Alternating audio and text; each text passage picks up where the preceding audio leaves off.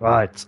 Good evening, ladies and gentlemen. Welcome back to SFR, and it heads to one of the most iconic circuits on the calendar. It is the streets of Monaco. Round 2 of Season 20 takes us onto Monte Carlo for a brutal 39-lap challenge where one mistake can instantly defy and end your race. But before that, it was the Australian Grand Prix, which gave us absolutely everything. 3 safety cars, constant pressure throughout the whole field, and a tense battle for victory right until the final laps of the race. And in the end, it was Calvin, the Norwegian, who held his nerve under pressure from a relentless charge from Klausler, defending lap after lap to take a massive victory in the season opener, like he did last season in, I think it was Division 3 he raced in, or Division 2. But it was kind of the race that sets the tone for the championship. But Monaco is a completely different circuit, a completely different challenge. There is literally no room to breathe around this circuit, and especially in the hot temperatures, I presume everywhere in Europe as well. I think a lot of drivers may struggle as well because they might be sweaty, literally, if you're on a wheel or a controller. I definitely know I will be. And concentration is arguably high as well around this circuit. You got to concentrate 100% at every single moment as well, because one lapse in concentration means you could end up in the wall as well. We've got some fascinating corners like Sandefort as well, Massenet and Casino Square, and also the tyre hairpin as well, which is literally down in towards the first gear. We don't have many first gear corners as well. So, mandatory two-stroke strategy, which is the format tonight. It is a normal league race as it was, because we did have a little bit of a format last week in the sprint and the feature race, but now it's a normal qualifying session, short qualifying, 18 minutes, and a 39-lap race ahead of us. And this will really put a testament to the drivers tonight to see who can make it out unscathed and who can make it out on top. My name is Jamie Morris, and alongside me is my Dutch co-commentator. His name is Milan Langer. Milan, welcome, mate. How are you doing? I'm doing all right, thank you very much, and good to arrive here back in Monaco. Of course, next week time we will be in Monaco in real life as well for the Grand Prix. So let's hope that that race in real life will be as interesting as this one will be tonight, because I can expect quite a bit of action. But yeah, like you said, back to the usual format of league racing: 18 minutes in qualifying and just a 50% race distance. And the first driver out on track was the driver who secured pole position last week, I believe. It was Klusser in the Ferrari, who had a great start to his season out in Melbourne, just missed out on the window, but did get the sprint race victory. Let's see if he can continue that form onwards as we arrive here in Monaco. He makes his way down towards Sandefjord turn 1, leaving quite a bit of margin there on the inside. You can really cut across the inside curb as there's already a lot of yellow flags out there in the middle part of the lap. Let's hope nobody has hit the wall yet, though I think that is something that we'll definitely see as he goes through Casino Square down towards Mirabeau. The downhill braking point really tight against the inside wall, then towards the Lowe's hairpin, the turn with where you go through with in first gear, and then we will head towards the right-hander, very tight to the inside wall once again as we come in toward the tunnel, and we will be focusing down to the braking zone in towards the Nouvelle Chicane.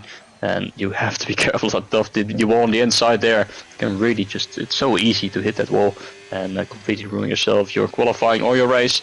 But so far it seems like a safe lap from Klusser, which definitely seems like a very good choice. It slightly hits the inside wall there, going through the swimming pool section, now down towards Raskas, a little bit deep into the corner, but so far has kept it quite clean, and it seems like a decent enough lap. And not going to be pole position, at least it's a bunker lap. It's going to be a 1:12.298, and that puts the Ferrari out in front. As up ahead, that is the Williams coming out of the pit lane and already having picked up front wing damage. I think he broke his front wing as Sobru in the Haas goes quicker for the 1:12.0.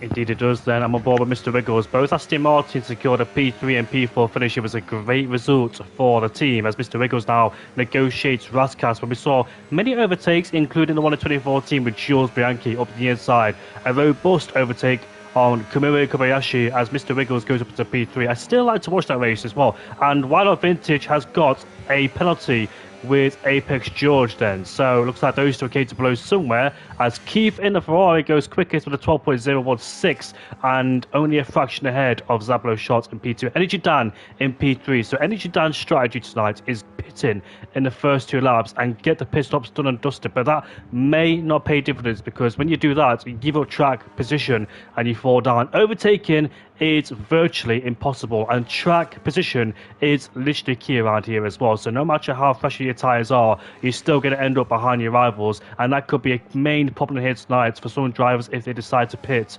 very early in the race there. So you've got to judge it to perfection as well and not get undercutted, because I've seen before as well, you leave it too late and the guy behind you undercuts you twice or once, and therefore your race unfortunately is ruined then. So we'll see how the drivers then tactically use their heads to try and work their way around the strategy. But it is Keith then with a 12.016 ahead of Sobolo's shot in P2. And if you remember back in 1988, Senna's qualifying was in another dimension indeed, and he qualified 1.4 seconds, an impossible gap around Monaco. Short track like this, 3.3 kilometers long, and you never see a much bigger gap like that in Formula One indeed then. I think Hamilton qualified over a second in Austria 2020, just by pure memory. I'm not even skimming through what I know from qualifying. But Billy G then validated once, go for it twice as he opens up the lap then with the DRS wide open. He's got an Alpine right behind him, so let's see who the Alpine is. I think he's about to start his flap as well. MCFC behind him, going through turn number 1, did crash out, didn't he, back at the Australian Grand Prix, so he'll be looking to try and look for redemption as well. Calvin, last week's race winner in the feature race, is down in P18, so hasn't got enough time on the board yet, and he hasn't even came out once either, so he's sat in the garage and just waiting for the right moment on the circuit. Let's see who's on a flying lap then. We've got multiple drivers out on the circuit so far. I think Prep 1 out of Portia. Zobolo shot. That's his third set. Well, 3 laps on the same set of the soft compound tyres. Shots up into P1 with an 11.813 and 2/10 clear ahead of Keith. So good pace there from Shot, considering that despite using more fuel on the car and a bit more tyre wear. So once he puts on a fresh set of boots and also weighs the car down with fuel, he should be going quicker and quicker. Prep 1 coming through Raskas, he goes then. That could be a very tricky corner because the inside tyre could get caught on and therefore contact could be made and spin around. So here goes Prep 1, goes up into P6 in the Mercedes, so just behind Klausler, and Keith is back on provisional pole. So those two are exchanging times as Keith there with 11.775, and I believe Keith is looking to try and get some redemption after the Australian Grand Prix as Milan Langer has left the session. Are you still here, mate? I am here, but just not in the lobby. So internet woes continue once again. It's usually me who has internet problems, but it looks like the pendulum has sprung around as MCFC puts in an astonishing lap, goes up into P5 and 100s quicker than Klausler in P6 then. So these lap times are coming in thick and fast as every single driver out there is exploring the track limits and the grip as well. The more laps you do, of course, the better you get as you understand the car, the track as well, how much you can take, how much limits you can find as well. Calvin is out there so far in the Mercedes. Let's see what he's doing, going down in towards the hairpin we go. We saw a traffic jam back in 2008 down in the hairpin. I think it was Highfield and Alonso who caused that traffic jam indeed. We've seen some great overtakes down the inside too, if I remember correctly. I can't remember who it was, but we've seen plenty of great overtakes down the hairpin. Could be very bold and committed on the brakes, and here we go down in towards the chicane we go. There's a car in the way, which was an Alpine driver, but Calvin still continues then going through to back we go. This is where Nico Rosberg had a massive incident back in 2008 as he smashed and clattered into the walls, and it was a horrific accident indeed. Same race where Hamilton won the race despite getting a puncher in the same corner of the back. Here comes Calvin out of Anthony. Nose we go. Oh, just lost the back in the car and squirming away as well. I think he applied the battery midway through the corner, which means he had a bit more power than he intended, and only P9 for the Mercedes driver. Lost a heap of time towards the final corner, so there's definitely a big margin to find there for the Mercedes in P9. Doran in the Aston Martin is currently 5/10 up, so this is shaping up to be a decent lap there as he gets it nice and tidy out on the final couple of corners on this racetrack. DRS enabled, power sway down towards the line. Let's see what this lap time is. Oh, it's good. It's P4 with 11.117. Only 2 drivers inside the 11s, and so far Melissa Harrison is very happy with her man as Keith is up into first place with an 11.775. Former race winner and champion is Keith as well. He's got high experience in Division 2 and he knows his way around. He's got very, very good pace on his day. I know he got himself in a bit of trouble back in Australia with front wing damage earlier on, and Why Not Vintage has crashed, I think, where Mick Schumacher crashed, I think, in 2022 when he split the car in half. and he has as well. They're always in the middle of the road, and Calvin there, I think he was just ghosted or just gone out of the screen there. So luckily Calvin did not career into him, but Vintage has hit the wall where Mick Schumacher literally split the car in half. And what a damage repair that was as well for Haas. But so far, so good for the man in P1, which is Keith. Clusser is on a great improvement in the Ferrari, up by 0.6 of a second. Could be a new provisional fast lap of the session. He comes towards the finish line. It's going to be a 1:11.389 and puts 0.4 between himself and Keith. That is more like it from a driver who was also quick last week in Melbourne. And he puts himself back at the top of the times. But what about the Haas, who's up by 0.3 of a second already through sector 1? A great start to the lap for Zopus Shot as he makes his way through the hairpin. Let's see if he can carry that momentum throughout this lap. As he comes through Portier then and in towards the tunnel he heads. Now once again we'll be focusing towards the braking zone. How much is he willing to cut the inside on the curbstones? As he takes that risk, but it seems to have got away with it. As he now will go through to back. Let's see how the middle sector is going to be. A bit of a moment there on the exit, but up by 0.7 of a second. This could be a magical lap time for the Haas driver, and definitely will be nearing the 1/10 potentially if he nails this final sector as well. Just one corner remains for the Haas, and it seems to be a good one for him as he comes towards the finish line. It's going to be a 1:10.785, 0.6 of a second ahead of Clusser. Look at the gaps now. After those two have set their lap times, only 3 drivers within 1 second of each other. Energy Dan is in P4, but he's up on his time as well by 0.3 of a second through the middle sector. But what a lap that was from the Haas driver. As Energy Dan comes through these final 2 corners, could be looking at a potential P3 if he finds some more time in the final sector as well. It will be a P3 as he gets a good amount of time in the final sector. There's the Alpine into the wall down at turn 1. That is MCFC, was in P7 at the moment. Hit the wall through Sandevot. So heroics into Sandevot indeed it is for the Alpine, and he is able to continue, but not without front wing damage. And with 6 minutes should be able to head back into the pit lane and then try again, as he should have that time in hand. But there's more drivers out there on track who are trying to improve. Mr. Wiggles in the Aston Martin currently down in P7 with 1.5 seconds away from provisional pole position as Prep 1 goes to P4 with a decent improvement from him as well. Mr. Wiggles is up by half a second through the middle sector. Definitely looking at a top 5 at least, maybe P4 if he gets a good final sector as well. Could get himself ahead of the Mercedes and onto the second row. Qualifying is oh so crucial around this track. Here goes Mr. Wiggles towards the finish line. It's gonna be P4 with an 11.5, a great final sector, and in just a few minutes time Keeves, who was at the front of the field in P1, has dropped down to 6th place. He's got a full second to make up to get himself back onto pole position. Impressive pace there for his shots. Will he have to go out again to send a lap time, or is that going to be it? Because he's got a massive margin from the guy behind. So is it worth saving a set of stock compound tyres for the race as Apex George exits the final corner? Currently down in P10 is the Red Bull. Let's see what he can do. Goes up into P8 ahead of Billy G. And Billy G, I think, was on a flying lap, but he's backed off. Carver's out there too. He's 1/10 down in the first set. So the man that won the Australian Grand Prix in the first race of the season, but seems to be struggling unsurprisingly because this track is not many people's favourite cup of tea, including mine either. And let's see what he does in this middle sector. Are we going to find an improvement? Slightly, he did improve, but he validates through the middle sector and unfortunately taking too much curb and being too greedy and has a track limit violation too. And let's see what Wikiyo does. He's flirting with the walls there where Schumacher crashed, I think, in FP in practice session in 2021. So Schumacher's look around here hasn't gone well whatsoever around in Monaco. He's had many crashes before as well here in Monaco, but that's going to be a certainty as well because the walls are so dangerously close. Including talk about Schumacher. Had a bit of controversy, didn't he, back in 2006 when he parked up at Rascas as well, deliberately slowing down and blocking his rivals to improve as well.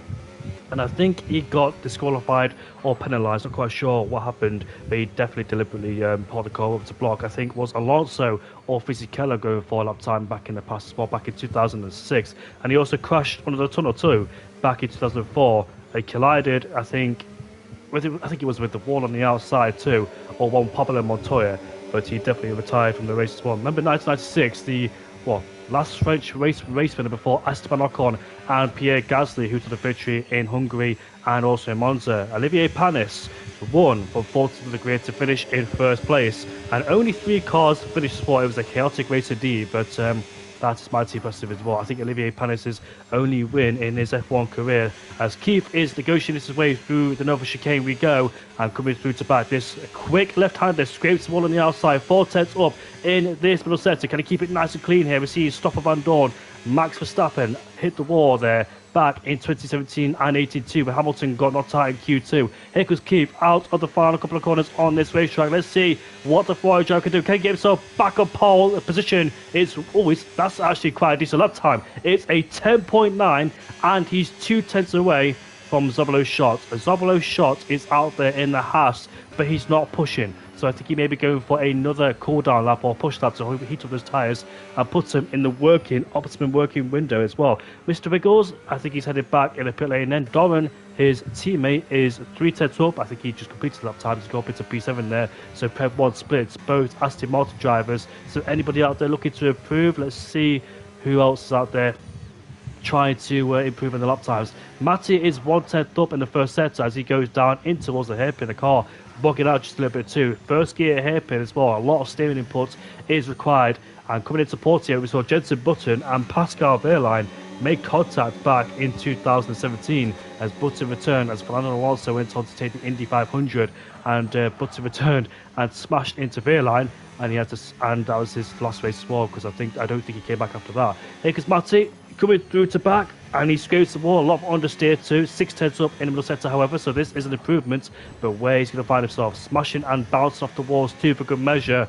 But his front wing is still intact. He can still keep going. And the Mercedes in the first sector has backed off as well. I think he made a mistake too. But here goes Matty, all wobbly at the final corner, not looking good so far. The Red Bull crossed the line and goes up into P11. So just outside the top 10 is Matty. And if he has more confidence on his final lap, he could find a good improvement as well. Schatz is down in the first set by 0.04 of a second, but can find more time in this middle and the last set. But he's got a margin of 0.2 of a second. Keith is his closest rival in P2. They're both on a flying lap. It's Keith and Schatz. As Schatz exits Portier, the Mercedes keeps out of the way very nicely. Coming under the tunnel where we saw Schumacher crash under the safety car, and also Felipe Massa crash too. As we head down in towards the chicane we go, this can be very tricky. We've seen Isaac Hadjar become a victim as well at the exit of the chicane when he collapsed to the wall and sustained a puncture. As we now fly through the baseball sector, Schatz has invalidated, and that is it. Qualifying is done and dusted as Matty has crashed out in the chicane as Schatz returns to the pit lane. All eyes to the man in P2. Eddie Chidan goes up into P3. He's parked up at Mirabo, same place as Nico Rosberg in 2014. Keith exits the final corner. Is there any more left in the time for Keith? Here he comes across the line, and it's no. He was improving in the middle sector, but lost time in the final sector and stays in P2. And that is it there for the Ferrari driver. Let's see if Prep 1 or Calvert goes up into P7 behind his teammate. I believe Prep 1 is still progressing on his lap. He's 1 tenth down in the first sector. So let's see what George does on the final corner. 5 tenths up. He takes a very wide angle going on the final corner. Goes up into P6. I'm surprised he didn't take the shortest distance, as many drivers do. Approaches the line. And MEFC is coming through to back now. He's down again by 800 seconds. This is where he lost the time, and once again sliding and wobbling through the corners. He does not have the confidence through these corners at all, and the setup either. Night Creed goes up towards line, goes up into P14 ahead of Ronnie, and BTL Wakey Joe is down in P16. I raced with this man a long time ago. It's been a long time since I've known this man. As he heads down in towards the chicane he goes, and he still kept his ERS on. Has the British driver coming towards now the left-hander. Let's see if he's up or down in the middle set. So down by 0.2 of a second. Struggles massively and also validates too. And I think qualifying is done and dusted. So Zobolo's shot is on pole with a 10.705, and he's under 2 tenths clear of Keith. What a massive lap time that was there for Schatz to try and take pole, and he did it on his second lap as well. Messed up in his last lap, but the second lap counted and has put him up to pole position where every driver wants to start in Monaco. Indeed, it does. So a great performance then from the Haas. Then he is going to have the best seat in the house heading in towards the race, but it's all over. It's all but over for the race. but indeed he does have the best lineup on the grid. Prep 1 on the Mercedes, he was up on the lap time by over a tenth of a second going through the middle sector, but then he pulled a Mick Schumacher through the swimming pool section as he hit the inside curb of the first part of the swimming pool, then spun around, hit the wall on the inside and on the outside as well. And unfortunately could not improve after that as he picked up damage, and he has to start down in P7 alongside his teammate, the man of the hour back in Melbourne, who starts in P8. Although I say P8, Apex George in the Red Bull, we saw it earlier on in the session, he got a 5-place grid penalty for a collision with, I think it was Why Not Vintage. In fact, both drivers have got a grid penalty, but Why Not Vintage will not lose any time with that. He's down in P18 anyway. But Apex George, that will hurt him because he was P6 with a great qualifying effort, but he is going to have to start down in P11, which is going to allow the two Mercedes drivers to move a position to 6th and 7th on the grid. But now we can prepare ourselves for the race, and can Shot convert this pole position into and Energy then quite close behind here in qualifying, as you've now left the session. So good to see that we're still both experiencing internet problems, not just me, but we can now prepare ourselves for this race. Like you just said, it's gonna be a 2-stop race when they changed the regulations last year. So it's gonna be interesting to see if anyone is gonna decide to go into the pit lane at the end of lap 1. It wouldn't necessarily be a bad decision in my opinion, though. What you said before was one of the drivers said he was going to do both pit stops in lap 1 and lap 2. I think that is not the greatest decision because then you will be too far behind. I think you should if you do it, you should do just one at the end of lap 1 and then do another one around halfway through the race, because you can gain a lot of time because the undercut is so powerful around there, and even if the car behind you has a tire advantage, it's still going to be near enough impossible to overtake unless there's a mistake out in front. So we're going to see some interesting tactics then with the strategies, and I'm looking forward to what we'll be seeing out on track. But Shot in the Haas, can he get that first race in the season? What can Calvert do, our championship leader, the winner from Melbourne, down in P7? We'll be looking to move himself further up the field and towards his, well, it's very early days, but supposedly his championship rival Klusser, who starts down in P4. Both Ferraris on the first 2 rows. Let's see if it can make another great result for the team. It's very hot here in the UK, and I'm sure elsewhere as well, over 30 degrees, and I was absolutely sweating. As the Brits used to say, it's bloody boiling, and it is here as well.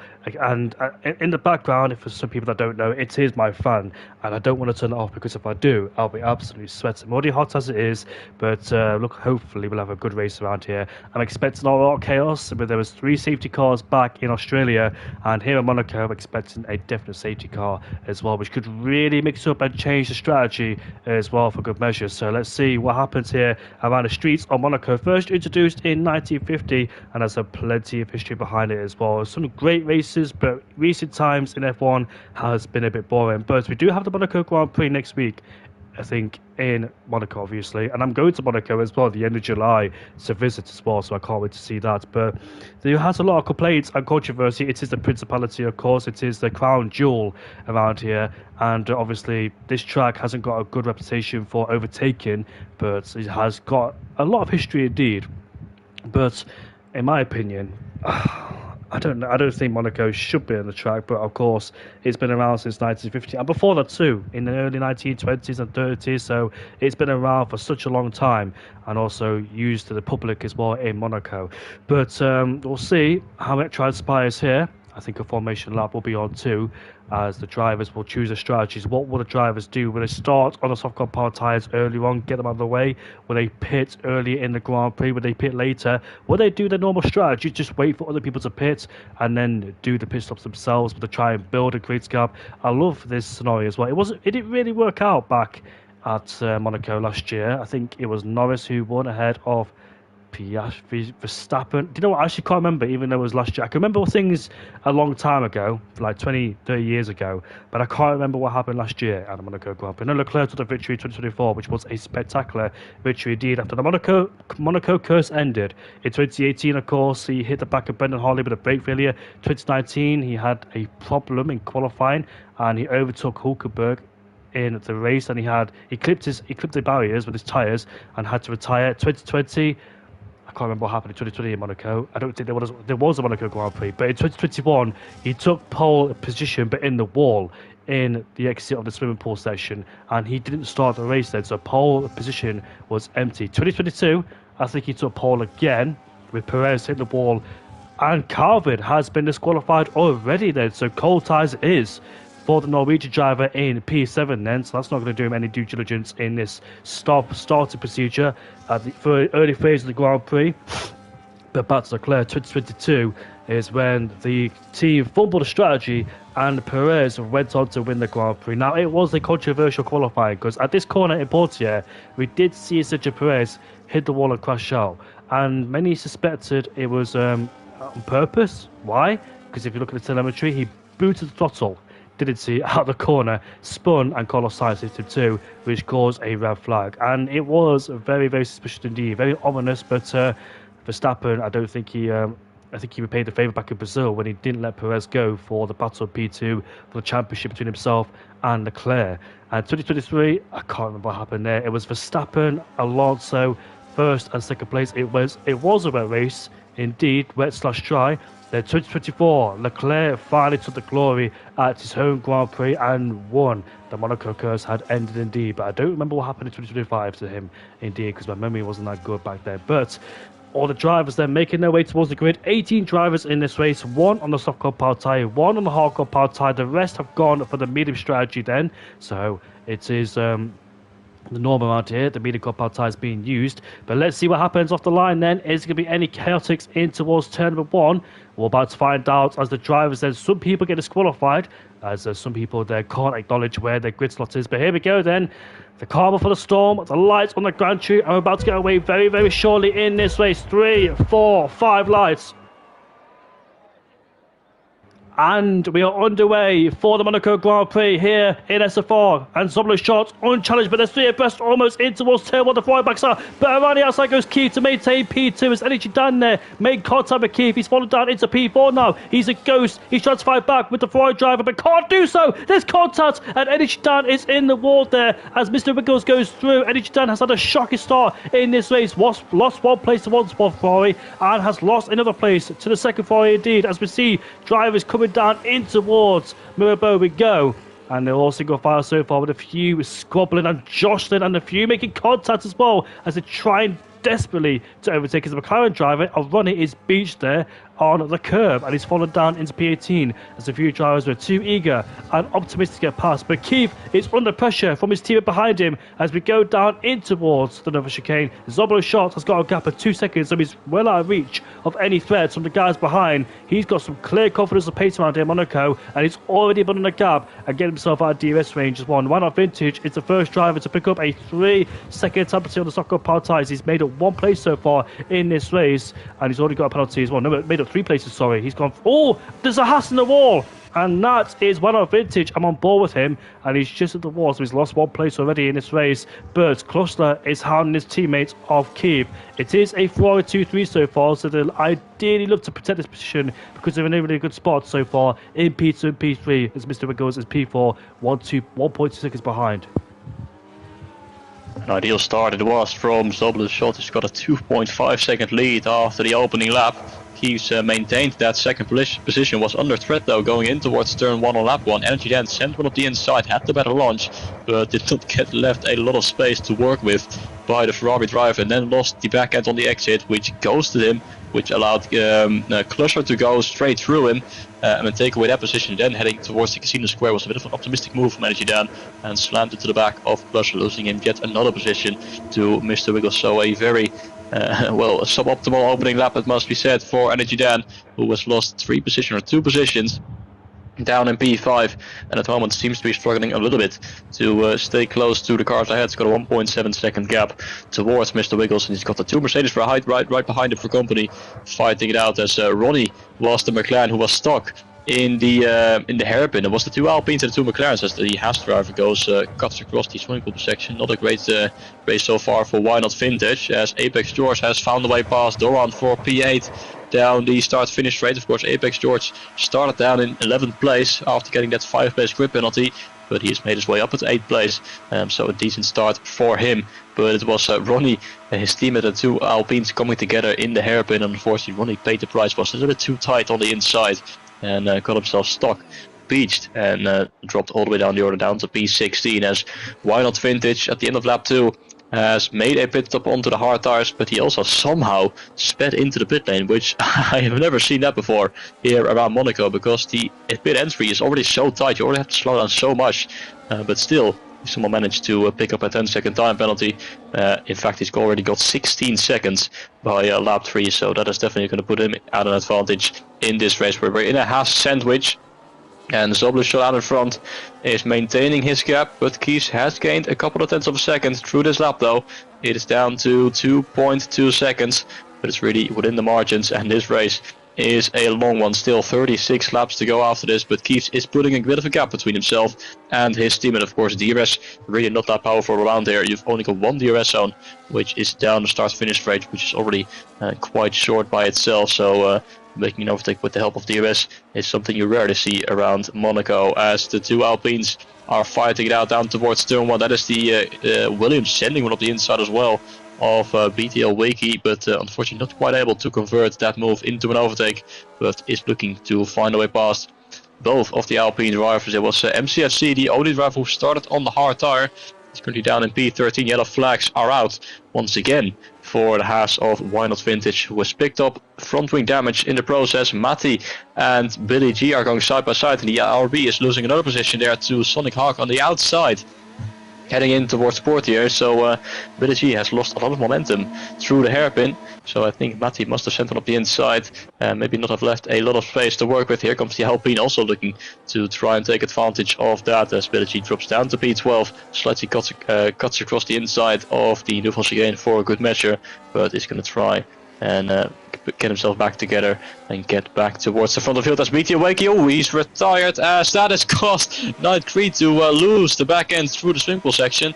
It is just the Alpine who's retired out on track for some reason, which is not what you are supposed to do, but as a result, with the Williams was caught off guard, losing the back end, almost doing a Mick Schumacher himself. He hit the wall. I think he got dominant champs well, so not ideal.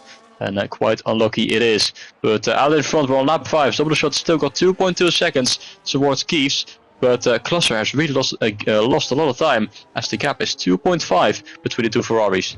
Down the inside goes Perp 1 on Energy Dan, but he's squeezed against the wall there, no way through. Energy Dan has caused a big train right behind him then, so he's doing a Fernando Alonso back in 2024, was it, when he held up a train behind him as well, as Energy Dan is under huge pressure. He lost at the start, had great blistering pace in qualifying, but in the race he seems to be struggling so far in that racing ball, and Perp 1 is hot on his heels, going down in towards the Nouveau Chicane, but there's no way through. Energy Dan, though, if he just saves the battery and uses the right time, he can defend against this, repeating the attack against Perp 1, and Perp 1 will be sat there frustrated in P6.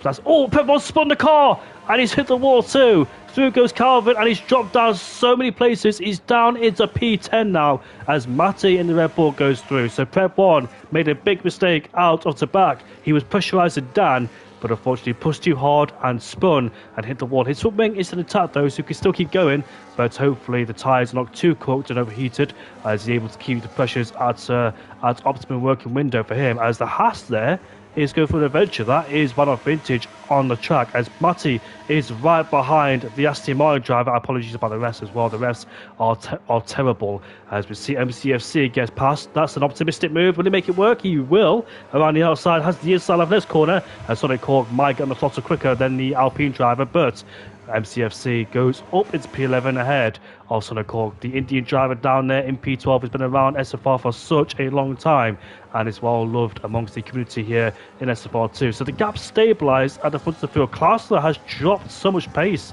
towards his teammate Keith, so maybe Keith has found a rhythm now and able to use that, and he's actually pulling he's pulling the gap down. Oh, Energy Dan's crashed! He's crashed the Nouveau Chicane, and the VSC has been deployed in this race. A short neutralisation. Energy Dan is out of the race, and we've seen him struggling as well, and unfortunately his race has ended prematurely. No points to the board. He was looking so good so far in this race, and now people are pitted in the Grand Prix. So let's see what the tyre strategy is around here. Hardcore power tyres, it's a double stack, so Klausler has been hurt badly here. In fact, he was lagging there too. But Mr. Wiggles has stayed out. In fact, he might even rejoin, not in the lead, you know. He's in between. Where is he right now? P2, P2, P2. And Keith is behind him. That's bad news for Keith because he was looking to try and get Mr. Zobolo's shot. But unfortunately, Keith has rejoined behind Mr. Wiggles and he was trying to hunt him down and pursue him too. So that's not really ideal scenario there for Keith in P3. Now he's got somebody in front of him on old medium compound tyres, which means Zobolo's shot has got a drive-through penalty, slowing down as well for good measure. He's got a drive-through penalty and his race has completely been undone with that small mistake, and he's too optimistic to get on the throttle, too optimistic, and unfortunately has cost him dearly in this race too. So his race winning chances are now slim, and this could play into the hands of Keith as well because he's got one pit stop out of the way. Mr. Wiggles doesn't, and Zobolo's shot has got to serve a drive-through penalty as well. And that all the hard work he's done in the first part of the Grand Prix, unfortunately, has come to nothing now, with him getting a drive-through penalty early in the race too. That's the thing about virtual safety cars. Some driver are too eager to try and get the delta all the way down before it hits the red zone. Me, myself, and plenty of other people have tried to abuse the delta and try and get as minimum as possible to try and get the best restarts. But it's not really necessary around Monaco. If it's other tracks, it may be, because if you get caught out, that means other people can overtake you. But Keith is right behind Mr. Wiggles, going down in towards turn number 1. But Mr. Wiggles there maintains position in Peter. I wonder how difficult and frustrated Keith will be stuck behind Aston Martin. You can see that Zobolo's shots are pulling away. What does Keith need to do now, as we see some more people in the pit lane as well? That is Matty, who is pitted onto the hardcore power tyres. I'm surprised he's not pitted under the VSC, and he's pitted right now. So that's his usual race lost time in the pit lane, which is usually over 20 seconds long as well. He rejoins down in P12. Does he? Yes, he does, ahead of Ronnie. But the scenario is now, Zobolo's shot has got a drive-through, and Keith is looking good for a potential victory here in P3. Indeed, Zobolo's shot, he's going to have to take a drive-through, I think, this lap or next lap. But looking at the gaps, he might be able to get ahead of Billy G, which will put him still in a chance to fight for the podium. But he's pushing really hard to get that gap towards the RB. It's around 16 seconds right now. I think he's able to continue one more lap before he has to serve that penalty. But look at the gap he's grading now towards Mr. Wiggles. And Keith says, oh, that is the Alpine cutting across the chicane, trying to get ahead of the RB. He's done so, but has picked up a 3-second time penalty in the process. Zobolo's shot is going to continue on for at least one more lap.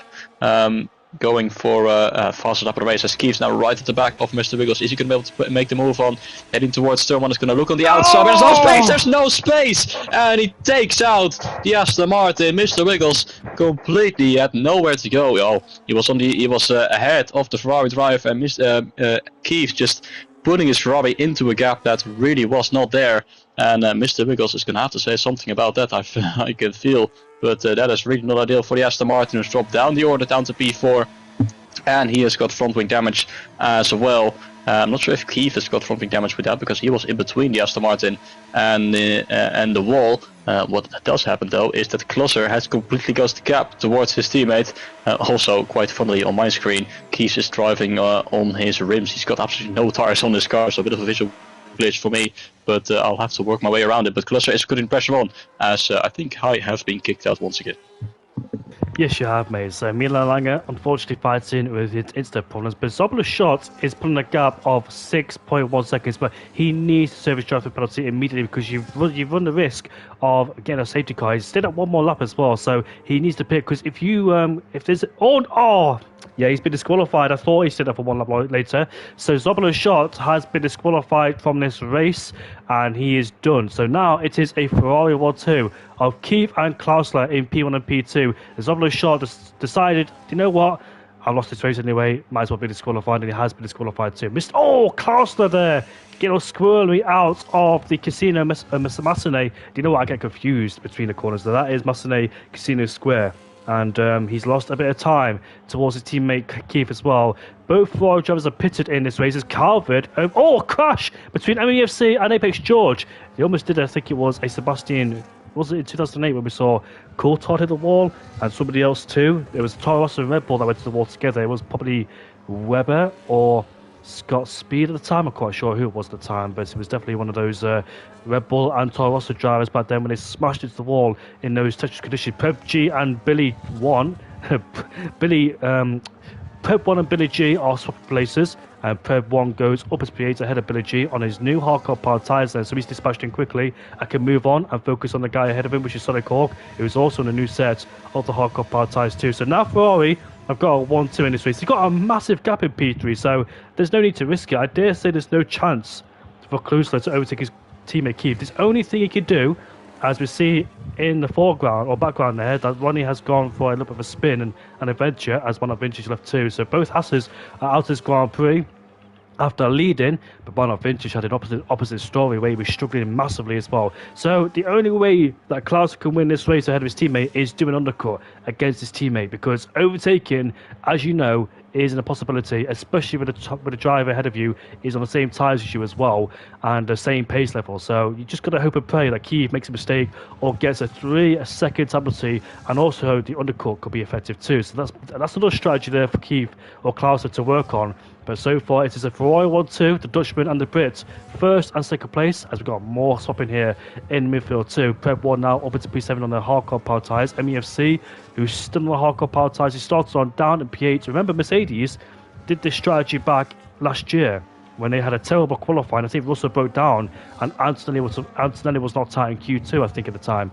And both Mercedes went super long, but it didn't pay dividends. They absolutely blown it, unfortunately, for those Mercedes boys, and they cut the chicane on purpose to overtake the Williams driver of Sainz and Albon at the time too. It was a very boring race. That's what I can remember from it. I wonder how Mercedes is going to do in Monaco next week, because Ferrari seems to be quicker in the slow corners, as it proved to be on the graphics there in the Canadian Grand Prix. And there's not many straights around here too, so I'm intrigued to see Ferrari do well around it. Ferrari could have a big possibility to try and take pole around here in Monaco, or Mercedes could just absolutely blitz it. You never know. But Mercedes did struggle massively around here too in Monaco. It's not really a good track for Mercedes, is this one. But Lewis Hamilton did win back in 2019 when the sad passing of a legend of Niki Lauda unfortunately passed away a couple of weeks before, and Lewis Hamilton went on to win Monaco despite being under massive pressure from Max Verstappen behind him. And Verstappen tried to move, but it did pay dividends as Billy G gets a 3-second penalty in this race too. But it's all calmed down so far in this race. I expected more chaos and a bit more pandemonium in this race, but you don't always get that Monaco. So far it's calm, but we never know. We could see something later. Do you know what? Doran in P5 is doing a mega job there in the Aston Martin, keeping tabs with Apex George on the hardcore power tyres. Apex George has made up a gang of places as well. Look at those guys. Calvin, George, Doran and Sonic Hawk have made up so many places. George 7, Sonic Hawk 6, Calvin 4 and Doran 3. So those guys have made up so many places. I've also done at least one pit stop, all those drivers too. So they've managed to evade the chaos and make their way up the order beautifully. And Calvin, who had a difficult qualifying, is now up into P3 due to the expense of other drivers making big mistakes as well. As MEFC has retired for a second time in a row in Monaco, he's had enough and he's out of the Grand Prix. So they're number 13, Milan. Indeed, Dan. So we've still got quite a long way to go in this race. The two Ferraris out in the front still staying in sync with each other and under no real pressure, because the gap towards Calvin is still 16 seconds.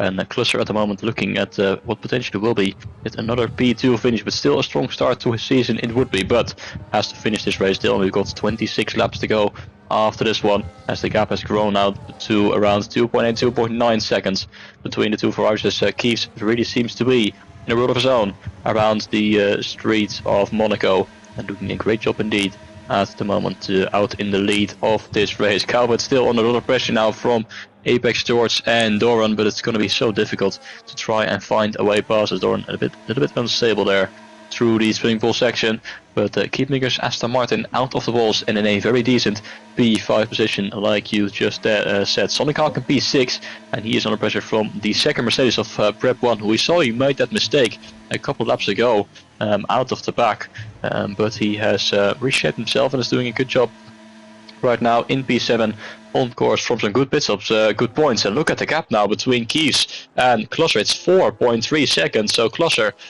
has made another mistake and the gap has grown by over 2 seconds between himself and Kies. So Klusser really seems to be struggling out there and just has to keep it on the road. Might have to admit that he doesn't quite have the pace that Kies has, but just keeping it out of the wall would be the thing to focus on for him at this stage. Even so, that because he's got such a big gap towards the cars behind, so he's under no real pressure. Doesn't really have to push that hard. And might just have to settle for a second place. But we still have got to make one more pit stop in this race. Both of our drivers have done 7 laps so far on the medium tire. So a pit stop will be quite soon. As once again a massive moment there from Klosser out of the final corner, and loses yet another second towards Kies as we go on to lap 15 of this race. Calvert still staying put in P3, but still under big pressure from Apex George, but just showing how difficult it is to overtake here around Monaco, as he will have the DRS, but it's just this straight is just going to be too short for him to catch up, and he's not going to be able to make that move heading in towards turn 1. But keeping Calvert on his toes and well, pressurizing the Mercedes potentially into mistake. But we know that Calvert is not easily going to make that mistake, like we saw last week in Melbourne, where it was so strong around the streets of Albert Park and taking that victory. But he's got 14 seconds towards Klosser. If Klosser keeps making those mistakes, who knows if a P2 is still on the cards, because at the moment there's first and second in the Drivers' Championship and early contenders for this championship. But I think Keeves might be adding himself into the mix if he takes the win here tonight at Monaco. But like I said, things have definitely settled down at this stage. Was a bit of a chaotic opening to this race. But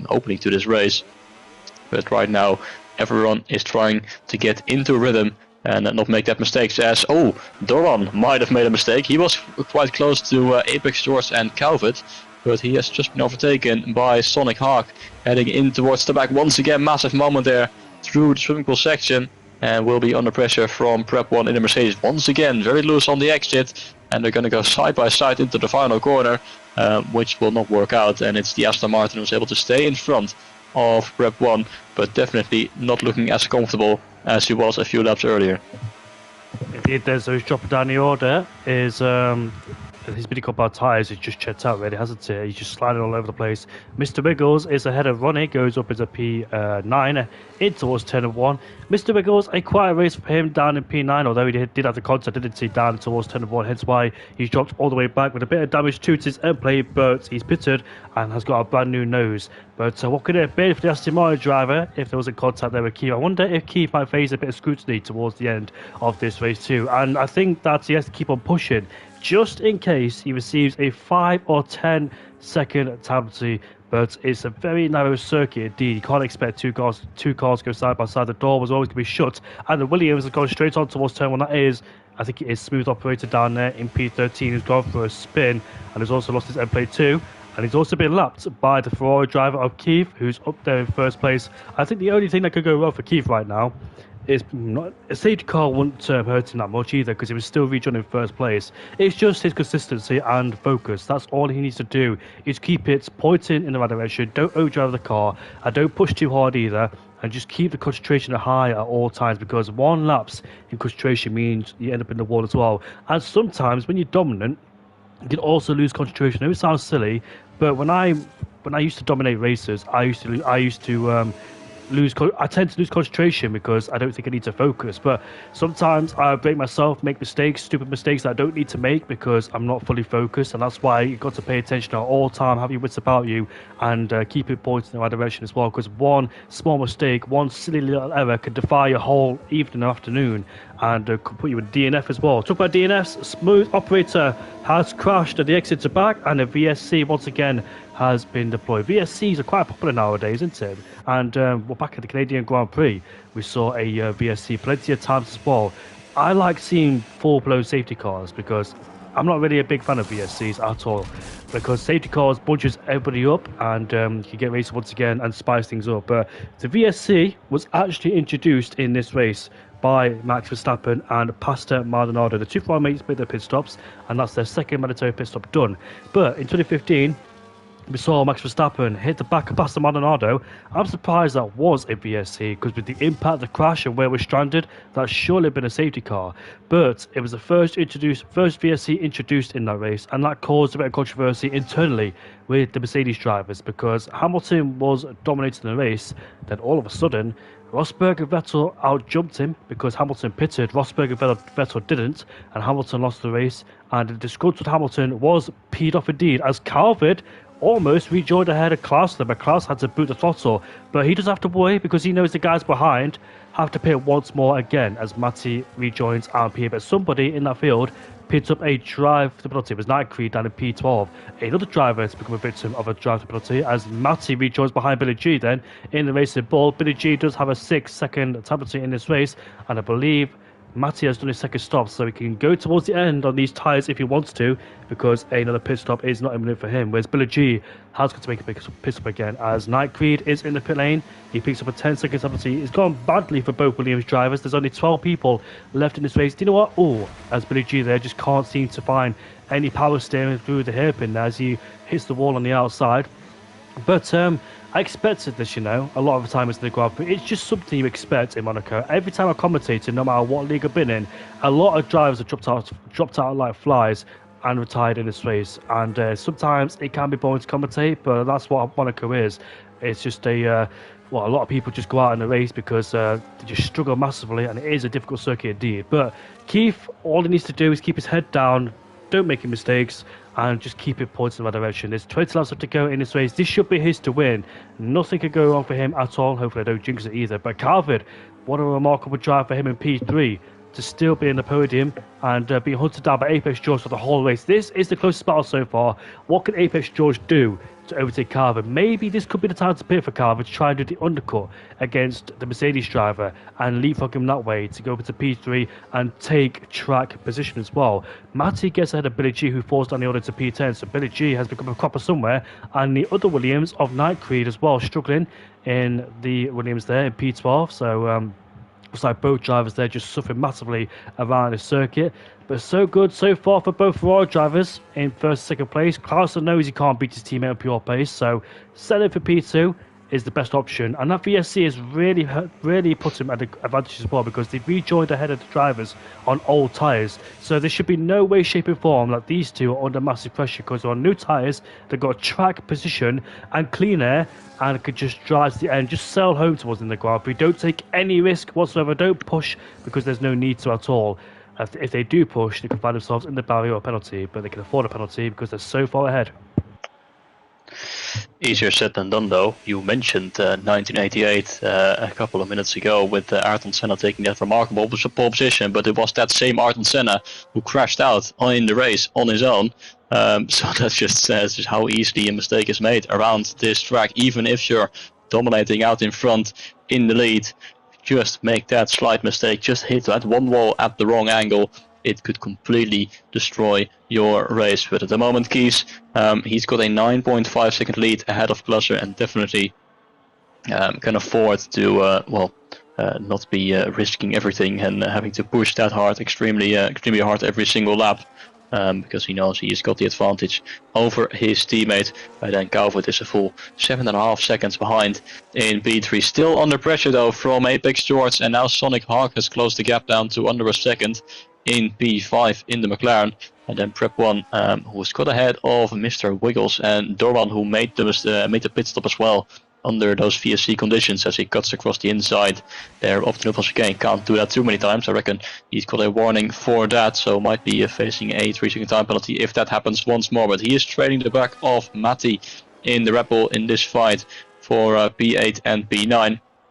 And then Billy in P10, he's on the mediums ahead of Ronnie in the McLaren, who just hits the inside wall there of the Swimple section as Night Creed for the third consecutive lap is into the pit lane. So not sure what's happening there for the Williams driver, as he once again finds himself in the pit lane to make yet another pit stop.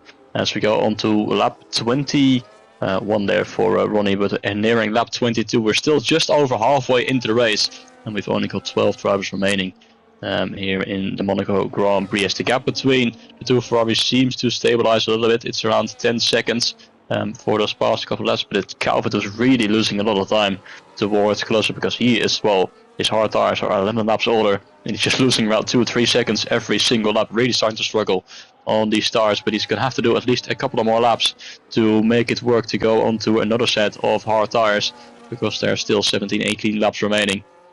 So he'd want to split those laps. And behind, Apex George is going to go into the pit lane. He's going to try the undercut on the Mercedes driver for the final position on the podium, as he is going to put on a brand new set of hard tires to hopefully make it until the end of the race. Now the question is, where does he come out? Because there is Matti and Doran coming on to the start-finish straight. If he comes out behind them, it could really hurt his chances, and I think he will. He will definitely come out behind, and not that far behind either, so he might run into a bit of traffic, and if Calvert is smart, then he's going to continue on for a few more laps, because he knows that Apex George will get stuck behind the Aston Martin and Red Bull, because those two drivers have already made their pit stop under the VSC conditions, so they're definitely not coming into the pit lane anytime soon. So Apex George is going to have to overtake them on track, as he runs quite deep there in towards Mirabeau, but he's going to have to face with his teammate and the Aston Martin of Dora. Now let's see if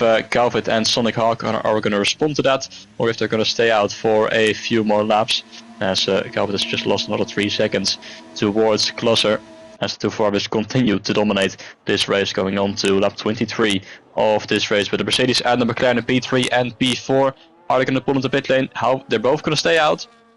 So they have likely seen that Apex George has come out in traffic and just deciding to stay out a few more laps. But if they stay out too long, then they will fall behind those two as well, because Doran and Matti, they're on brand new hard tires. They pitted 4 laps ago, and definitely are going to have a pace advantage over the likes of Calvert and Sonic Hawk, who've done 16 laps on these tires and really are starting to struggle with the lap times as well. Sonic Hawk has just dropped a couple of tenths of a second in pursuit of the Mercedes, as Bidigi in the RB is coming to the pit lane after doing 11 laps on the medium tire. Should be going to the hard tires to comfortably make it until the end of the race. But we are nearing lap 24. The two Ferraris still out in front, still 10 seconds separating them. Klosser is not gaining time, but he's not losing time either, so just keeping his teammate on his toes. But at the moment they're still in a very, very comfortable position to take away what would be quite an easy 1-2 finish for the Scuderia. But the fight is going to be there for P3. Currently Calvert down in P3, but if he pits, I think he's going to come out in P9 and P10, so it might be a very interesting battle towards the end of the race. A big moment on the last lap for Sonic Hawk. He hit the wall at the exit of Edson Nose. That's why he dropped a couple of tenths, and he's also damaged his end plate too. That's why he lost a lot of time. He was in a battle with Calvert and just dropped it on traction at the exit of the final corner, which cost him massively. However, Apex George has caught up to the back of Doran and Matti as well, so he's stuck behind those two, his own teammate in Doran, and I wonder how tricky it is for him to overtake these two as well. I think Matti could be in a really good spot here in P7 because he's on new hardcore pound tyres. He does not have to pit again in this race as Billy G picks up another penalty in this race. Matti could be on course for a podium here if he defends like a lion against the likes of Doran George, and inevitability of Calvert, Sonic Hawk and Pev 1-2, who will rejoin behind him on a new set of the hard or mid-car power tyres. Maybe those guys in front are stretching the stints, the mid-car power tyres, or maybe waiting for a safety car, but there's only 12 players left in the game as well, so a chance of a safety car against number 2. Who will end up on the podium here at the Monaco Grand Prix? Would it be Matti, Apex George, Doran, Calvert? Who knows? But we're in for a treat towards the end as well, because Matti will have a lot of defending to do against Doran George and could be behind as well. So 15 laps of defending. All you need to do, keep it nice and tidy at the exit of the final corner. Don't make any mistakes. Don't pick the throttle too early. Don't overdrive it at the exit of the corners either. Just keep them behind, and it's easier said than done as well. But around in Monaco, literally easier to do that, as Calvert is in the pit lane and Sonic Hawk stays out for another lap as well in the McLaren as he's carrying that front mid damage. Why has Pev 1 pitted at the same time? How much is it going to affect him? Well, he's in the pit lane right now, and he can change his tyres, so not too much, but definitely has a hindrance. But where is our competitors? So, Matti has rejoined and leapfrogged the guys, and Calvert has rejoined way behind in P8. He is so far behind, I don't think he can make up a deficit on those hardcore power tyres. So a chance for a podium for him is probably well out of the equation as Prep 1 is down at P9. So a blunder there as Doran goes down the inside, has he? Or on the outside? I can't believe I missed that, but Matty has got damage. So just to me, he made a mistake, I think, out of the casino square and hit the wall, and that's how Doran got through. So Doran now is up to P5. Now, surely you think that George and Matty will swap places because Matty's got damage and plus on the older hardcore power tyres. So you think ideally that George will be let through as there's yellow flags fluctuating in the first sector, but it's easily disposed and gone. So let's see if Matty plays the team game. He has to. It's a no-brainer. I don't think Matty will overtake Doran there and reclaim P5. So he's got to give the position to his teammate, and plus he keeps bouncing towards too due to the lack of downforce he has on the car. So I really hope that the team game is played here. We've seen it with Red Bull before, where Fireblaze played the team game with his teammates, and those two work beautifully together in Division 1-2. But surely you think Matty will pull to one side, and he does, or does he? He should do. Yes, he does. And that Apex George goes up into P6. Let's see what George could do. Can George get the podium here in P6? Does Mr. Wiggles have to pit again? He does. He's only done one stop, and Supersonic Hawk as well. So those two got to pit one more time in this race, and this fight is going to go towards Doran and George. I don't think Calvin and Prep 1 are going to catch up towards the back of this pack. They've left it way too late in the race, and now the chances are limited to try and get themselves up the pack and amongst the order two. And plus Matty could be a blockage for Calvin and Prep, once those two catch up towards the back of the Red Bull. If they do indeed, the gap is 5.9 seconds, but Matty is losing time. But Apex George is right on the tail of Doran then, as the Red Bull driver pressurising the Aston Martin going down in towards the chicane we go. As look at this. Now, the Aston Martins are close together. Will Mr. Wiggles let Doran through and hold up George? Is that why Mr. Wiggles is out there still? To help his teammates in protection against Apex George. We've seen this before back in F1 last year with the two Williams drivers and the two Racing Bull drivers, hold up drivers as well. And Sonic Hawk is in the pit lane then to get rid of his hardcore power tyres and put on a new front wing indeed. He's on the mini-car power tyres, but I think he will be joined all the way down in towards 9th place as Prep 1 goes through. So, Mr. Wiggles, I think this is the best chance now to move out of the way, let Doran through and hold up George. And George will be absolutely frustrated, but don't hate the player, hate the game, and that's the aim of the game, is try and use his tactics wisely as well, and strategies, as we'll see. As look at this, George is right behind Doran going down, the inside is so tight, but unable to make it through. But you think now that Mr. Wiggles should let Doran through, because Mr. Wiggles has got to stop again. Mr. Wiggles and Doran finished P3 and P4 back in Australia, didn't they? But they're not in the same boat, really, are they? Mr. Wiggles is on an old set of hardcore power tyres, plus he's got to make one more mandatory pit stop. But George is pressurising Doran. It seems that George is way quicker than the Aston Martin driver, so they've got to orchestrate the swap right now before it's too late or before George gets through. Surely you think that Mr. Wiggles will let Doran through? Do you think, Milan?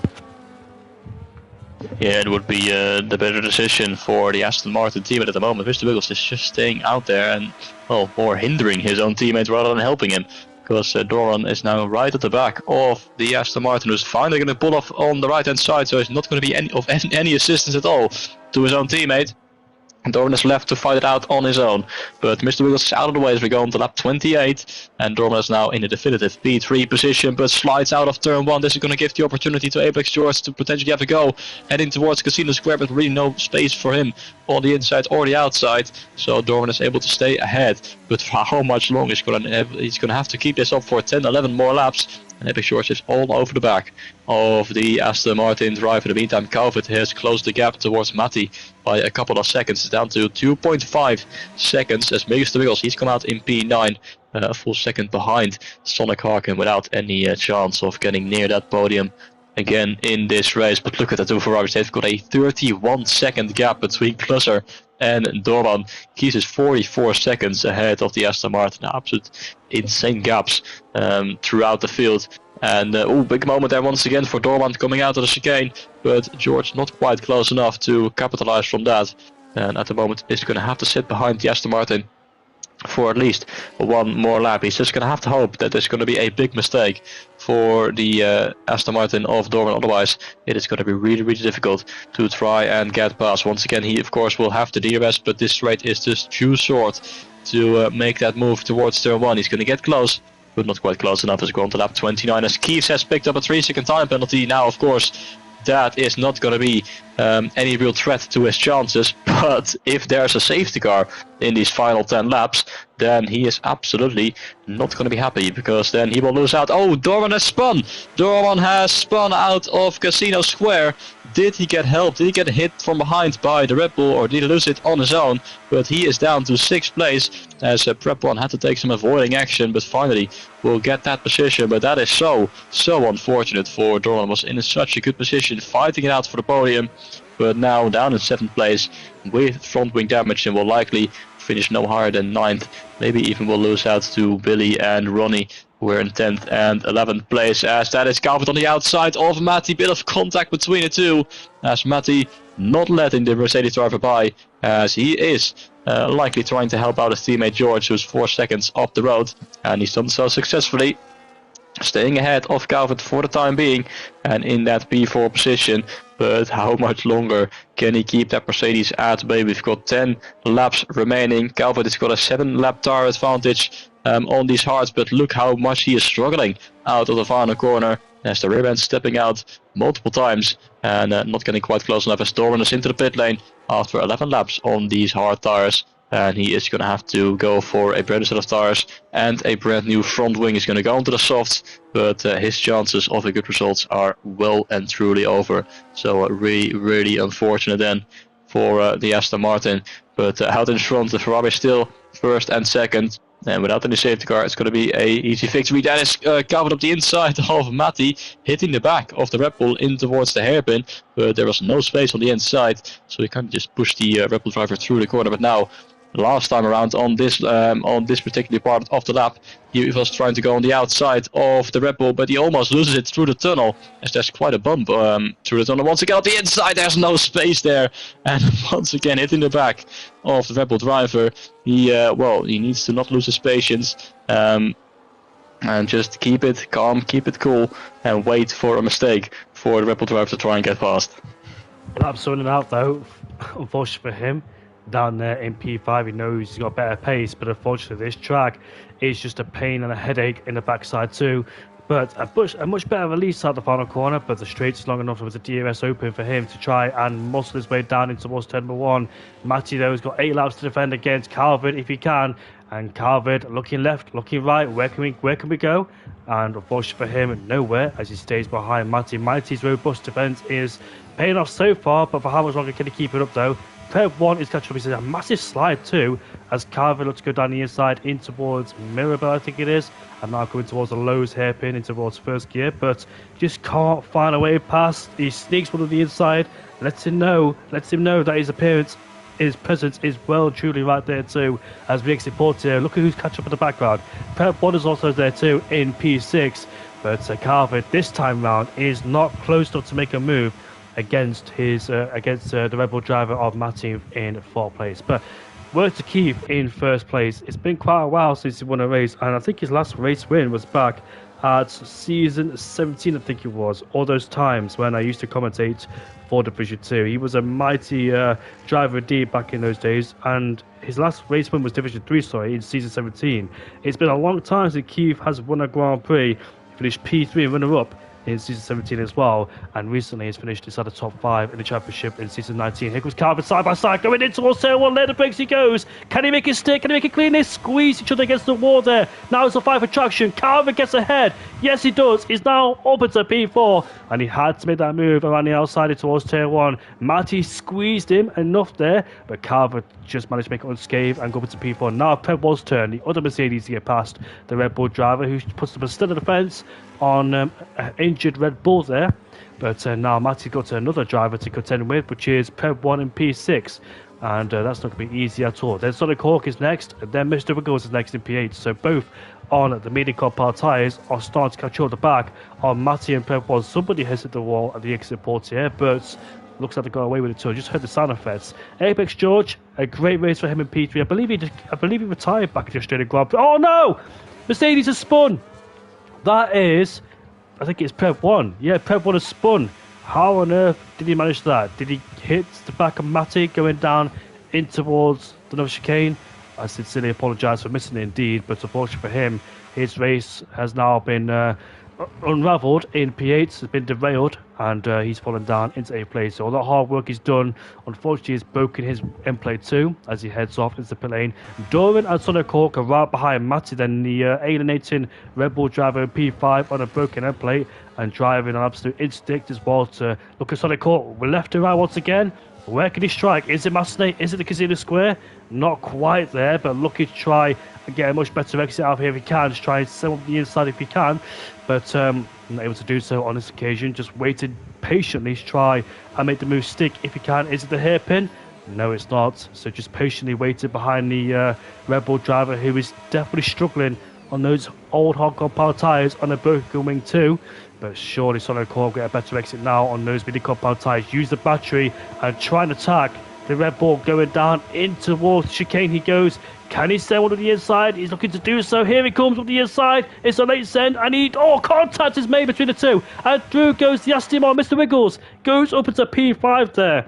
And now Matty gets ahead of Sonic Hawk. What a shame for Sonic Hawk. They made contact, the amazing contact, saying Sonic Hawk into a half spin. And unfortunately for him, he's been shuffled down into P7. So Mr. Wiggles benefited from those two making contact. He's now up into P5. And let's see with 5 laps left to go. Can he make an impression on Carvid? I think Carvid is just too far ahead now as things will start to settle down in this race. As Doran is on a new set of soft compound tyres looking to go for the Fast Grand Prix.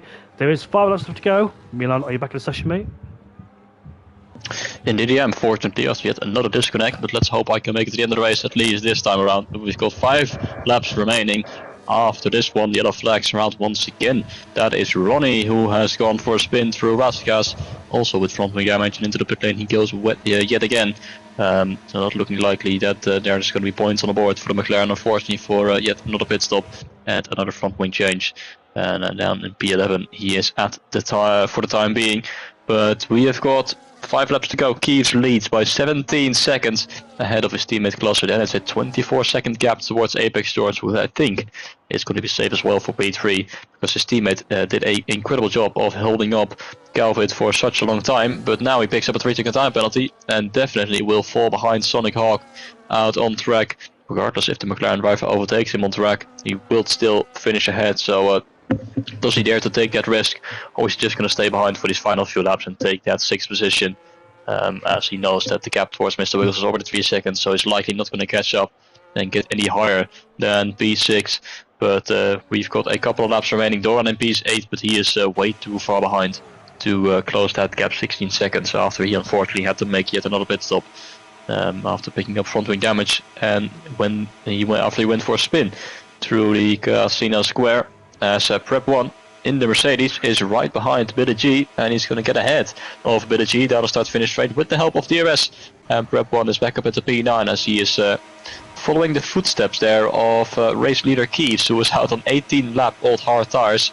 So no surprise that Prep 1 he's got the pace advantage as he hits the inside water slightly and almost losing the back end, but he's on brand new mediums and should be able to be a little bit quicker than Keys, at least, as Sonic Hawk right at the back of Matty now once again on the outside heading towards the chicane. There's contact and he gets forced into the wall and has to take the escape road going straight on and rejoins behind the Red Bull driver, just getting squeezed out there as there really was not a lot of room to work with for the McLaren driver, yet once again coming together with the Red Bull of Matty. And might this just be the wake-up call to, well, just stay behind, not risk to get a potential retirement with colliding, and just stay behind and get the position due to the penalty that Matty has as we go on to lap 36 of 39. Although Keeves is already heading towards lap 37, so we're going to have 3 laps to go. And I think that would mean that there is no time for a potential safety car, so that's going to be good news for Keeves. So all he has to focus on is himself and keeping it out of the barriers for 3 final laps around this Monaco street circuit. Even with those that tire wear that he's got now on those hard tires, you can see the graining on the fronts and the rears. So just have to take it easy, no risk. The gap to his teammate is almost a full pit stop. So he can just try and cruise it towards the end, and I think the podium is definitely settled because Calvert is not gaining time on Apex George and is looking for what will be a P4 position, which I think will mean that Klosser might become our new championship leader after back-to-back P2 finishes. I think Keys didn't really have a great run back in Melbourne. Didn't get many points in that. But he's going to get a heap of points if he wins this race to put himself in that championship fight. As Sonic Hawk once again has got up to the back of Matty. Does he dare to try and go for the move? Look how much Matty is struggling on those soft tires, as the DRS is open for Sonic Hawk, but he's just too far behind to go for that move. But now on the exit will get the better exit, but he's also struggling himself a bit now. He's done 10 laps on the mediums. His yellow flags are out as Night Creed has crashed out through the back in the Williams. Let's hope Clusser will be able to avoid that. There he is on the outside. Oh, he's lucky that the Williams driver was ghosted, otherwise he would have smashed into the side of the Williams. But fortunately for Clusser, the Williams driver was ghosted, and he was able to safely go through, but not without well, a brown pants moment potentially for Clusser, but he's able to continue his way. Sonic Hawk once again lining up a move heading towards the Nouvelle chicane. Is he going to try and go the inside or the outside? Neither has worked so far. Once again on the outside, once again getting almost squeezed into the wall, still on the outside, but Matty staying ahead, and that is a 3-second time penalty for Sonic Hawk, and that means he needs to get ahead, but it's Matty who lets him through sportingly, so good sportsmanship between these two at least. But finally Sonic Hawk finds himself now in 6th position.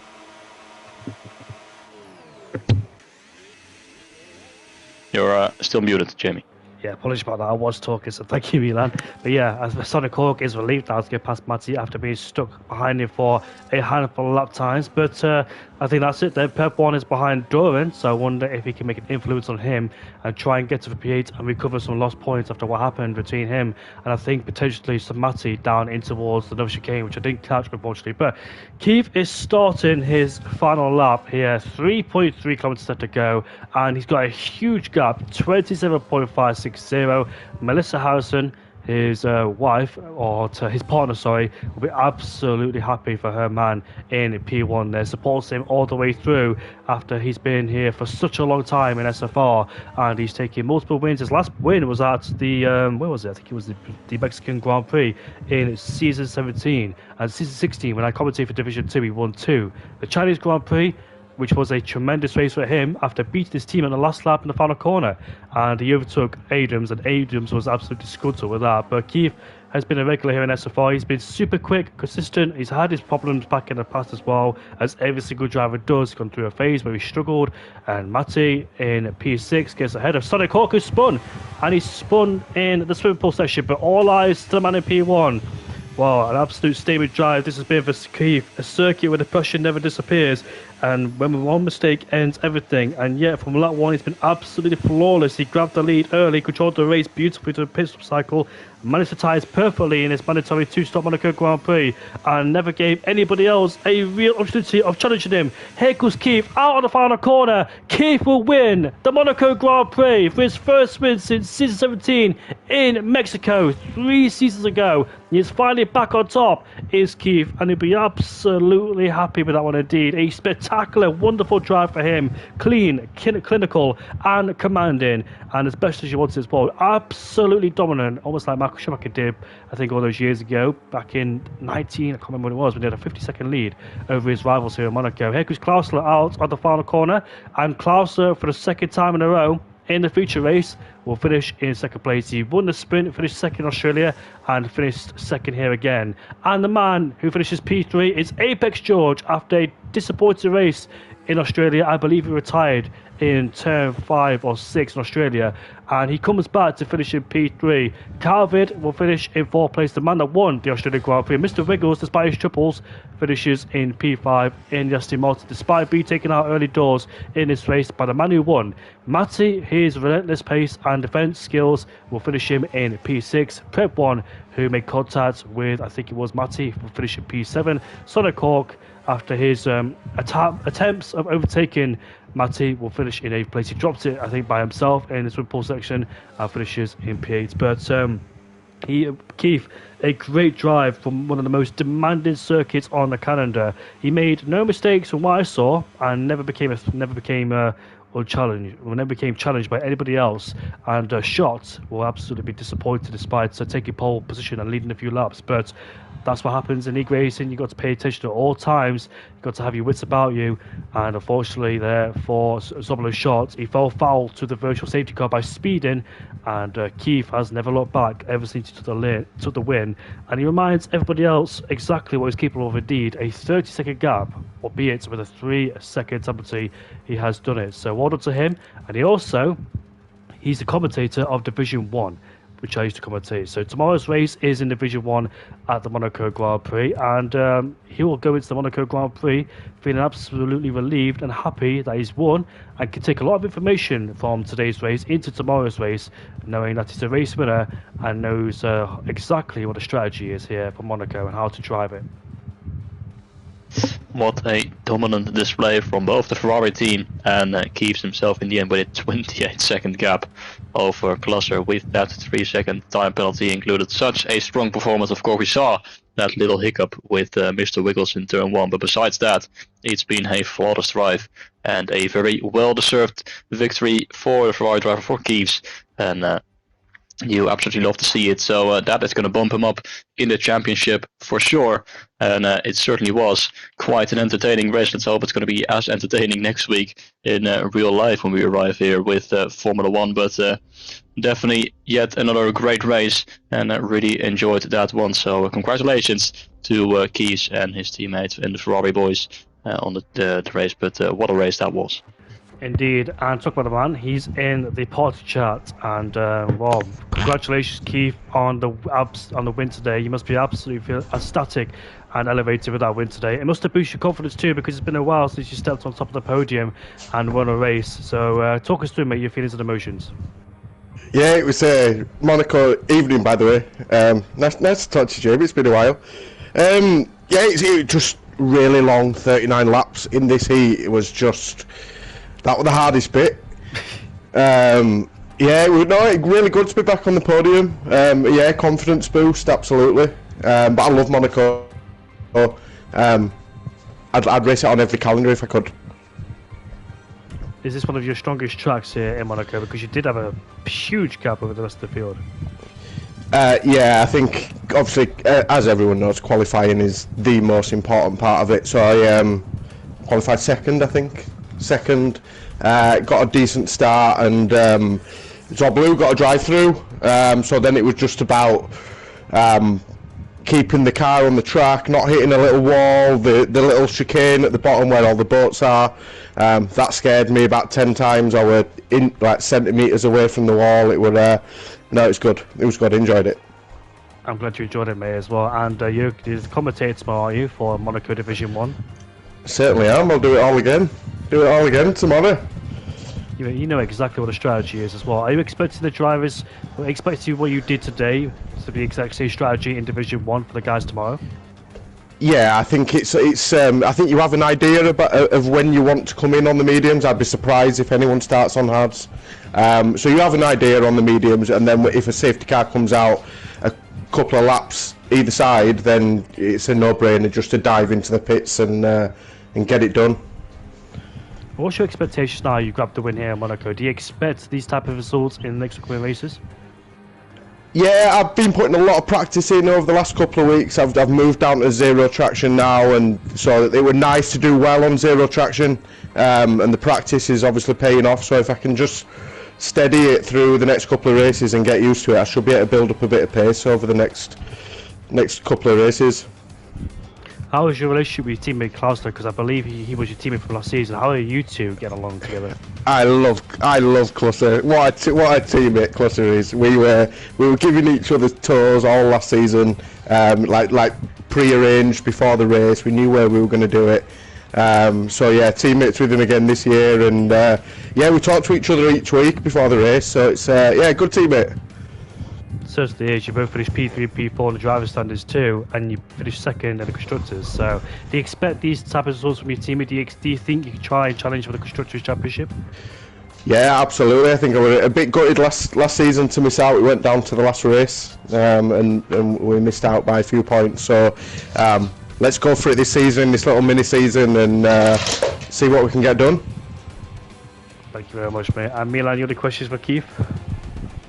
First of all, just congratulations on the win. Very well deserved race and victory out there. But we did say that moment with Mr. Willis. Just want to get your thoughts on that. Yeah, it's. I've already messaged him. The gap looked at me. I think I was getting a little bit frustrated that obviously he was on the older tyres. I thought I saw a gap. I used my ERS and the gap just disappeared and there was nothing I could do. So. Yeah, probably my fault, that one. Obviously not intentional, and I have apologised to him. So I hope he takes it in good faith. Yeah, things like that just happen around a track like this. But still, congratulations on the win, and let's hope we can keep that form onto the next race. Cheers, guys. You're welcome. And also, Keith, I'm looking forward to your commentary tomorrow with Dan in Division 1. We'll see how it goes tomorrow. We'll see how it goes. It must have felt like a bit of a slog commentating tonight. What was it, an hour and a half that took? We made it work. Me and Milan always make it work. So it's all. Of course you do. It's a pleasure having you both each week. I'll be watching it back in the morning for sure. And I watched your race back as well in Australia. It was very good. I enjoyed both of yours, Dan's comments. It's very humorous, it must be said. Very funny. It's all like that lovely grape juice that we drink, Jamie. You see. Yeah. Works wonders. But that is it then. Join us back for the British GP next week in Silverstone and for the Monaco Grand Prix next week in real life as well. Keith, one more question. What do you think is going to happen in Monaco next weekend? Sorry. In the real race, yeah. I really hope we see something similar to what we saw last night with Kimi Antonelli. You're not going to see overtakes, and if you do, you're just not going to see it. But I want to see Antonelli and Russell again fighting, because that lightened up F1 a bit yesterday. I don't know what you think, but it seemed a bit dull for a few races, and it helps last night. Yeah, I agree with you as well. And Milan, thank you very much for commentating with me as always, mate. It's been an absolute pleasure to have you alongside me. Yeah, I agree. It was a great race. I'm looking forward to the next one, mate. See you all at the British GP for Division 2 next week at 7:30 on Monday, and join Daniel and Keith back for Division 1 on comms tomorrow at the Monaco Grand Prix. Can Fireblaze make it 2 for 2? About to find out. See you all later. Goodbye for now.